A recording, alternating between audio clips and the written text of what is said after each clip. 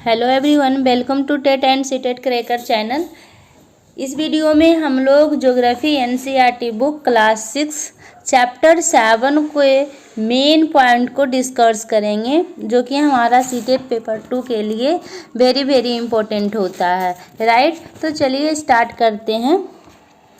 Chapter 7 का नाम है हमारा देश भारत। राइट, वैसे हम लोग को भारत के बारे में सारे कुछ जानना चाहिए, तो आज हम लोग अपने भारत के बारे में जानेंगे। सबसे पहले देखिए आप, भारत एक बहुत बड़े भौगोलिक विस्तार वाला देश है, ठीक ना। अब भारत के चौहद्दी क्या है? चौहद्दी मीन्स होता है कि भारत के चारों डायरेक्शन में कौन कौन सा देश या सागर है ना। तो हम लोग देखेंगे कि भारत की चौहद्दी क्या है। डैट मीन्स भारत के पूर्व में क्या है, पश्चिम में क्या है, उत्तर में क्या है, दक्षिण में क्या है, इसी को चौहद्दी कहते हैं। राइट, तो मान लीजिए कि हमारा भारत है और इस तरह से आप इसका चौहद्दी याद रख सकते हैं। तो भारत यहाँ आप मानेंगे कि बीच में हमारा यहाँ पर भारत है, ठीक ना। यहाँ बीच में हमारा भारत है, ये हमारा भारत है, और ये उत्तर साइड को इंडिकेट करता है। ये हमेशा आप याद रखेंगे उत्तर, और ये दक्षिण साइड को, और ये जो है हमेशा पूर्व साइड को इंडिकेट करता है, और ये पश्चिम को, ठीक ना, ये पश्चिम को इंडिकेट करता है। तो ऊपर में क्या होता है, उत्तर, और नीचे दक्षिण, और इस साइड पूरब, और ये पश्चिम, ठीक ना। तो भारत का जो है उत्तर में क्या है, तो भारत के ऊपर में हिमालय है, ठीक ना। हिमालय पर्वत कौन सा साइड में है, तो भारत के उत्तर में है, यहाँ है हिमालय। हिमालय जो है भारत के ऊपर उत्तर में है, और पश्चिम में क्या है, तो भारत के पश्चिम में मतलब यहाँ क्या है, अरब सागर है, ठीक है। और दक्षिण में क्या है, तो दक्षिण में हिंद महासागर है, ये दक्षिण है और यहाँ हिंद महासागर है।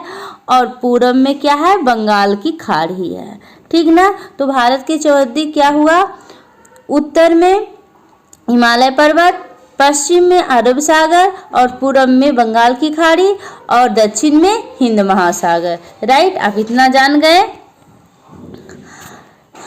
और नेक्स्ट पॉइंट हम लोग देखेंगे, भारत का क्षेत्रफल कितना है। तो भारत का क्षेत्रफल है 32.8 लाख वर्ग किलोमीटर, ठीक ना। उत्तर में पश्चिम से लेकर दक्षिण में कन्याकुमारी तक इसका विस्तार जो है लगभग 3200 किलोमीटर है, ठीक है। अगर हम पूरब की बात करें, तो पूरब में अरुणाचल प्रदेश से लेकर पश्चिम में कच्छ तक इसका विस्तार है 2900 किलोमीटर, ठीक है। इसी तरह से अगर हम देखें कि ऊंचे ऊंचे पर्वत और भारतीय जो मरुस्थल है, उत्तरीय मैदान और असमान पठारी सतह, ये तटीय भाग एवं द्वीप समूह स्थलों की विभिन्नता को दर्शाते हैं। अब हम लोग समझेंगे कि प्रायद्वीप किसे कहते हैं। प्रायद्वीप स्थल का वह भाग जो तीनों तरफ जल से घिरा होता है, उसे क्या कहते हैं, प्रायद्वीप कहते हैं, ठीक है। मैं आपको एक बात बता दूं कि एनसीईआरटी बुक में जो बॉक्स बनाकर, जो सर्कल या रेक्टेंगल बनाकर दिया हुआ रहता है, मेन फैक्ट दिया रहता है, आप उसको जरूर पढ़ें, क्योंकि वहां से डायरेक्ट क्वेश्चन पुट किया जाता है। राइट, तो प्रायद्वीप किसे कहते हैं, वैसा स्थल जो तीनों तरफ से जल से घिरा हो, उसे क्या कहेंगे, प्रायद्वीप कहेंगे। राइट, अब हम लोग नेक्स्ट पॉइंट को समझेंगे। तो नेक्स्ट पॉइंट क्या है, भारत की आबादी। तो भारत की आबादी जो है 2011 से अभी तक की जो बात है वो 220 करोड़ है, लेकिन नहीं, ये नहीं, अभी है 135 करोड़ आबादी हो गया है, आप इसको ध्यान में रखेंगे। लेकिन वर्ष 2000 के अकॉर्डिंग देखेंगे तो 120 करोड़ है, ठीक है। अगर हम बात करें कि सबसे अधिक विश्व में सबसे अधिक जनसंख्या वाला देश कौन है? तो चाइना है। विश्व में सबसे अधिक जनसंख्या वाला देश चाइना। और भारत हमारा जो है कितने नंबर पर आता है? तो 2 नंबर में जनसंख्या के अकॉर्डिंग। ठीक है, अब हम लोग भारत की स्थिति को समझ लेते हैं कि भारत का स्थिति कैसा है। तो भारत का जो उत्तरी गोलार्ध, भारत जो है कौन सा गोलार्ध में स्थित है? उत्तरी गोलार्ध में स्थित है। और यहाँ से क्वेश्चन आता है कि भारत के मध्य भाग से कौन सा रेखा गुजरती है? तो आप याद रखेंगे कर्क रेखा जो है भारत के मध्य से होकर गुजरती है। वेरी वेरी इंपॉर्टेंट क्वेश्चन ये है। वैसे इस चैप्टर से 2 से 3 क्वेश्चन आपका जरूर सीटेट में पूछे जाएंगे, आप ये बात को ध्यान में रखिए। राइट, आप देखिए यहाँ ये जो है ये फैक्ट को आप जरूर पढ़ेंगे। क्या आप जानते हैं बड़े देश जिसका विस्तार पूर्व से पश्चिम की ओर बहुत अधिक होता है, वहाँ पूरे देश का मानक समय एक नहीं होता है? हाँ, जो बड़े देश होते हैं और जिसका विस्तार जो है पूर्व से पश्चिम की ओर बहुत अधिक होता है, उसका मानक समय जो होता है 1 से अधिक होता है। जैसे संयुक्त राज्य अमेरिका में 7 मानक समय है, ठीक है, कनाडा में 6 है और रूस में 11 है। इस तरह से आप इस फैक्ट को याद रखेंगे, यहाँ से क्वेश्चन कई बार पूछा गया है। आप प्रीवियस ईयर जब बनाएंगे तब उसमें देखेंगे बहुत क्वेश्चन यहाँ से आता है। राइट, नेक्स्ट पे हम लोग जाएंगे। यहाँ देखिए, जैसा कि आप लोग पढ़े हैं कि प्रत्येक 1 डिग्री देशांतर में कितना मिनट होता है? अगर 1 डिग्री देशांतर के अंतर हो रहा किसी देश का मानक समय से, तो कितना मिनट टाइम का अंतर होगा? तो 4 मिनट का। ठीक ना? उसी तरह से अगर 15 डिग्री के अंतर है तो 15 × 4 कर दीजिए तो 60 मिनट में, दैट मीन्स 1 घंटा का अंतर हो जाएगा। ठीक, पश्चिम से में गुजरात के अपेक्षा पूर्व के अरुणाचल प्रदेश में सूर्योदय जो है लगभग 2 घंटे पहले होते हैं। कितने घंटे पहले? तो 2 घंटे पहले सूर्य वहां उग जाता है। ठीक है, आप पहले पढ़ चुके हैं कि हमारा जो भारत का मानक समय है वो कितना डिग्री देशांतर है? तो वो 82.5 डिग्री पूर्व देशांतर है। यहाँ से क्वेश्चन आया हुआ है सीटेट में। ठीक ना? अब हम लोग तो भारत के जो पड़ोसी देश है वो कौन कौन सा है उसको हम लोग देखेंगे, क्योंकि यहाँ से क्वेश्चन पूछा ही जाता है। तो आप देख पा रहे होंगे कि भारत का जो पड़ोसी देश है, फर्स्ट में अफगानिस्तान, पाकिस्तान, चीन, नेपाल, भूटान और बांग्लादेश और क्या है? म्यांमार है। ठीक ना? इस तरह से जो हमारा भारत है उसका 7 पड़ोसी देश है। कौन कौन है? 1 नंबर में अफगानिस्तान, दूसरा पाकिस्तान, तीसरा चीन, चौथा नेपाल और 5वां भूटान और 6ठा बांग्लादेश और 7वां क्या है? म्यांमार है। ठीक ना? तो ये जो हमारा है भारत का पड़ोसी देश है। यहाँ से क्वेश्चन कोई भी एग्जाम में पुट कर दिया जाता है और बहुत बार क्वेश्चन आया भी है और आने का संभावना भी अधिक होता है। तो आप इसको प्लीज ध्यान में रखेंगे, हो सकता है तो इसका आप नोट बना लेंगे। ठीक है, और देखिए आपको यहाँ दिख रहा होगा कि श्रीलंका जो है वो तो भारत का ही पड़ोसी देश होना चाहिए, फिर इसको पड़ोसी देश में क्यों नहीं कंसीडर किया जाता है? तो आप देखिए श्रीलंका जो है भारत की सीमा से एकदम सटा हुआ नहीं है। यहाँ बीच में क्या है? स्पेस है। ठीक ना? जो कि समुद्र से ये अलग होता है, इसलिए ये स्थलीय पड़ोसी देश नहीं है, ये जलीय पड़ोसी देश है, यानी समुद्रीय पड़ोसी देश है। भारत, यहाँ से भी क्वेश्चन आ सकता है कि भारत का जो समुद्रीय पड़ोसी देश कौन है? तो मालदीव और श्रीलंका है। ठीक ना? इस तरह से क्वेश्चन आप ध्यान में रख सकते हैं, क्वेश्चन यहाँ से पुट हो सकता है। ठीक है, तो हम लोग क्या देखें कि भारत का जो पड़ोसी देश है वो 7 है। कौन कौन? अफगानिस्तान, पाकिस्तान, चीन, नेपाल, भूटान, बांग्लादेश और म्यांमार। देखिए अब थोड़ा सा और आपको यहाँ जान लेना चाहिए कि जो बांग्लादेश है उसको पूर्व पाकिस्तान भी कहा जाता है, बांग्लादेश को पूर्व पाकिस्तान कहा जाता है और म्यांमार को बर्मा कहा जाता है। ठीक है, अब हम लोग नेक्स्ट पॉइंट पर चलेंगे। तो नेक्स्ट पॉइंट क्या है? नेक्स्ट पॉइंट है हमारा, इनमें से कौन से देश जिनकी सीमा समुद्र से नहीं जुड़ी है। ठीक ना, तो यहाँ आप फिगर में देखेंगे, ये जो नक्शा बना हुआ है उसमें देखेंगे कि कौन सा जो देश है जो समुद्री सीमा से नहीं जुड़ा। हालांकि यहाँ से क्वेश्चन अभी तक नहीं आया है, ये आपके लिए उतना इम्पोर्टेंट नहीं है, लेकिन ये जो है पाक जल संधि भारत को श्रीलंका से अलग करती है। पाक जल संधि जो है वो भारत को किससे अलग करती है? तो श्रीलंका से अलग करती है। ठीक है, नेक्स्ट क्वेश्चन है राजनीतिक एवं प्रशासनिक विभाजन।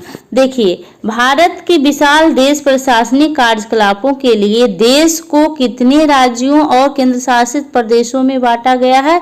तो 29 राज्य में बांटा गया है। लेकिन अब जो है 5 अगस्त 2019 से ये 28 राज्य हो गया। कितना राज्य हो गया? तो 28 राज्य हो गया। और कितने केंद्र शासित प्रदेश हो गए? तो 9 केंद्र शासित प्रदेश हो गए। आप ये बात ध्यान में रखेंगे कि 5 अगस्त 2019 से राज्य और केंद्र शासित प्रदेश में चेंजिंग हुआ है। ठीक है, जो हमारा राज्य था 29 वो हो गया कितना? 28। और जो केंद्र शासित प्रदेश जो था 7 वो हो गया 9। ठीक, जम्मू कश्मीर और लेह लद्दाख जो है 2 केंद्र शासित प्रदेश जो है ऐड हो गया। ठीक है, नेक्स्ट पॉइंट हम लोग देखेंगे। नेक्स्ट पॉइंट है 2 जून 2014 को तेलंगाना भारत का 29वां राज्य बना। ठीक ना, तेलंगाना जो है किस वर्ष बना था? तो 2014 में। अगर डेट पूछे तो 2 जून। कितने नंबर का राज्य बना था? तो 29वें नंबर का। ये पहले किस प्रदेश में था? तो आंध्र प्रदेश का एक भाग था। ठीक, अगर हम क्षेत्रफल की दृष्टि से कहें कि क्षेत्रफल की दृष्टि से भारत का जो सबसे बड़ा राज्य है वो क्या है? तो राजस्थान है। और सबसे छोटा राज्य कौन सा है? तो वो राज्य गोवा है। ठीक है, अब जलोढ़ निक्षेप के बारे में समझ लेते हैं कि जलोढ़ निक्षेप क्या है। ये नदियां के द्वारा लाई गई महीन मिट्टी होती है। ठीक है, तथा नदी बेसिन में निक्षेपित कर देती है, छोड़ देती है, उसे जलोढ़ निक्षेप कहते हैं। सहायक नदियां, यहाँ से क्वेश्चन आया हुआ है, सहायक नदियां किसे कहते हैं? तो एक नदी की जो कि मुख्य नदी में किसी भी तरफ से आकर मिल जाती है उसे, और अपना वो जल है उसी में मिला देती है, विसर्जित कर देती है, उसे सहायक नदी कहते हैं। तो वह सहायक नदियां किसे कहते हैं? एक नदी जो मुख्य बड़ी नदी में अपना जल को दे देती है और उसमें मिल जाती है, उसी को हम सहायक नदियां कहते हैं। ठीक है, अब हम लोग नेक्स्ट पॉइंट देखेंगे भौतिक विभाजन। तो भारत में पाई जाने वाली भौतिक आकृतियों विभिन्न प्रकार की होती है, जैसे पर्वत, पठार, मैदान, तट, द्वीप समूह। ये सारे क्या है? भौतिक आकृतियां हैं के विभिन्न प्रकार है। ठीक है, भारत में बर्फ से ढका हिमालय संतरी का कार्य करता है। हिमालय ये हिंदी में भी पूछ लिया जाता है।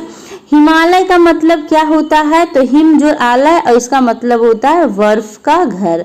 तो हिमालय पर्वत पर हमेशा बर्फ रहता है। ठीक ना,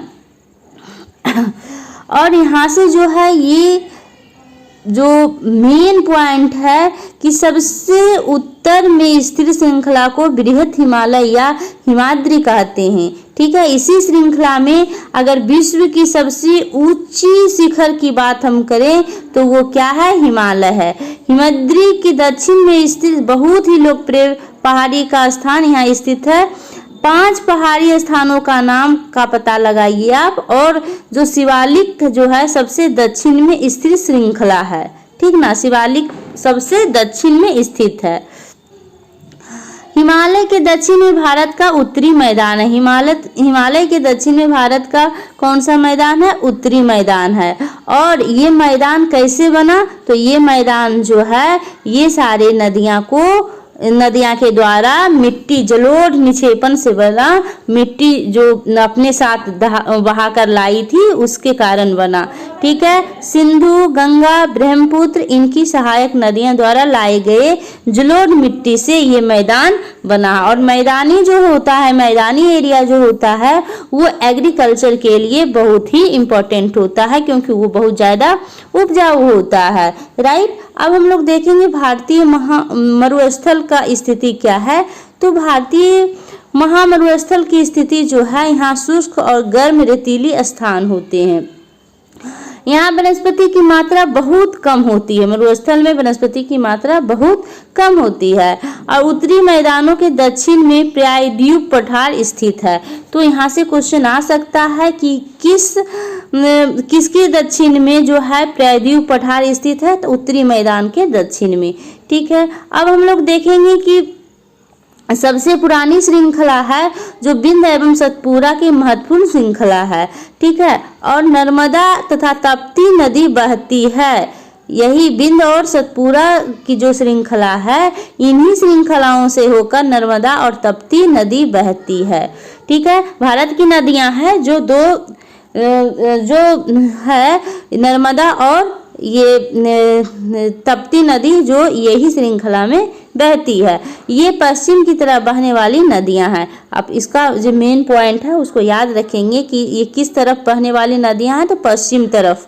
ये अरब सागर में गिरती है। भारत की जो नदियां हैं वो दो ही सागर में गिरेगी, अरब सागर या बंगाल की खाड़ी, दो ही जगह गिर सकती है। ठीक है, तो ये जो नर्मदा है और तप्ती नदी जो है ये कहाँ गिरती है? तो अरब सागर में गिरती है। ठीक है,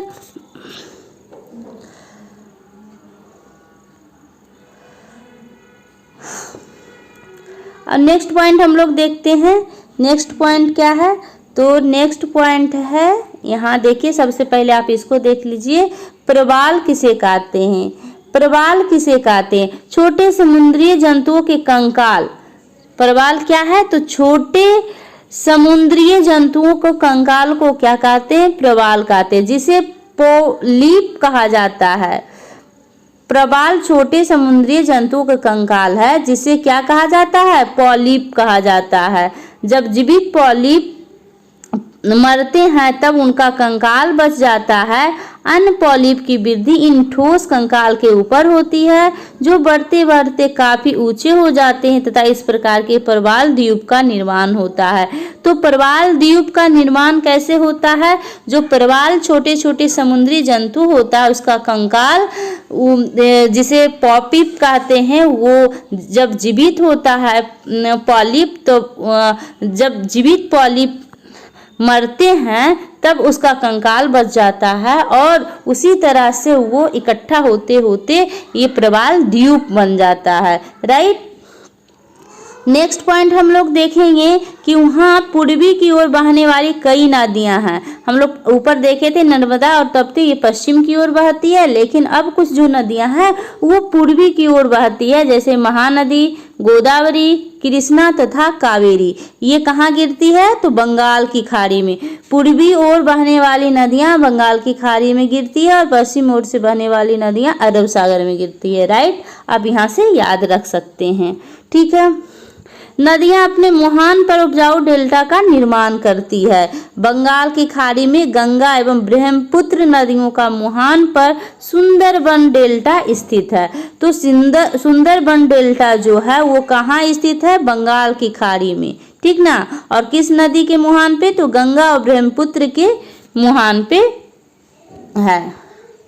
नेक्स्ट पॉइंट हम लोग देखेंगे, लक्षद्वीप जो है भारत में 2 द्वीप है। भारत में कितने द्वीप हैं? 2 द्वीप है, लक्षद्वीप और निकोबार द्वीप समूह। ठीक ना। तो ये जो लक्षद्वीप है ये अरब सागर में, ये केरल के तट से कुछ दूर स्थित प्रवाल द्वीप है, और अंडमान एवं निकोबार द्वीप जो है ये भारत से दक्षिण दिशा में और बंगाल की खाड़ी में स्थित है। ठीक है, भारत का जो 2 द्वीप है, एक लक्षद्वीप ये कहाँ है, ये अरब सागर में स्थित है, और अंडमान निकोबार द्वीप जो है ये बंगाल की खाड़ी में स्थित है। ठीक है, ये जो था मेन पॉइंट था।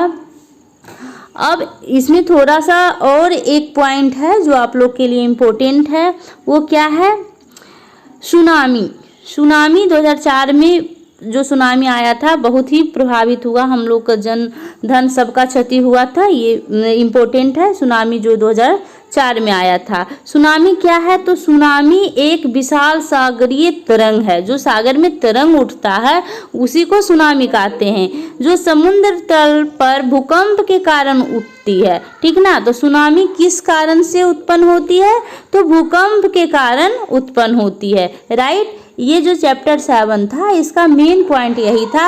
अब हम लोग ऑब्जेक्टिव क्वेश्चन को देख लेते हैं। हिमालय के सबसे दक्षिण भाग को क्या कहा जाता है, तो हिमालय के सबसे दक्षिण भाग को शिवालिक कहा जाता है। राइट, नेक्स्ट है सह्याद्री को एक अन्य किस नाम से जाना जाता है, तो पश्चिमी घाट के नाम से जाना जाता है। पाक जल संधि किन देशों के बीच स्थित है, तो पाक जल संधि भारत और श्रीलंका के बीच स्थित है। VVI इसमें आप लगा लेंगे, ये क्वेश्चन पूछा जाता है। ठीक ना, नेक्स्ट हम लोग देखेंगे अरब सागर में स्थित भारतीय द्वीप समूह कौन से हैं, तो अरब सागर में जो स्थित है भारतीय द्वीप समूह, हम लोग देखे थे कि भारत में 2 ही द्वीप समूह है, एक लक्षद्वीप समूह, दूसरा अंडमान निकोबार द्वीप समूह। तो अरब सागर में लक्षद्वीप है। ठीक ना, भारत के सबसे पुरानी पर्वत श्रृंखला क्या है, अरावली। ठीक है, अब खाली स्थानों को भरें, इसको भी देख लीजिए। भारत का क्षेत्रफल लगभग कितना है, 32.8, और महान हिमालय को डैश के नाम से जाना जाता है, तो हिमाद्री के नाम से भी जाना जाता है, यहाँ हिमाद्री होगा। थर्ड में क्या है, क्षेत्रफल की दृष्टि से भारत का सबसे बड़ा राज्य क्या है, कौन है, तो राजस्थान, और सबसे छोटा गोवा। ठीक ना, 4 में नर्मदा नदी डैश में गिरती है, तो नर्मदा नदी जो है अरब सागर में गिरती है। ठीक है, 5 में है कर्क रेखा भारत के लगभग मध्य से होकर गुजरती है, कर्क रेखा भारत के मध्य से होकर गुजरती है। राइट, यही आपका इम्पोर्टेंट क्वेश्चन था, और मैं ऑब्जेक्टिव आपको बता दी हूँ। अगर आप चाहें तो इसका क्वेश्चन आंसर भी बनाइए, आपको हेल्प करेगा। ठीक ना, आई होप आपको वीडियो पसंद आ रहा होगा। वीडियो पसंद आया तो लाइक शेयर एंड सब्सक्राइब कीजिए, और वीडियो कैसा लगा आप कमेंट जरूर कीजिएगा। Thank you.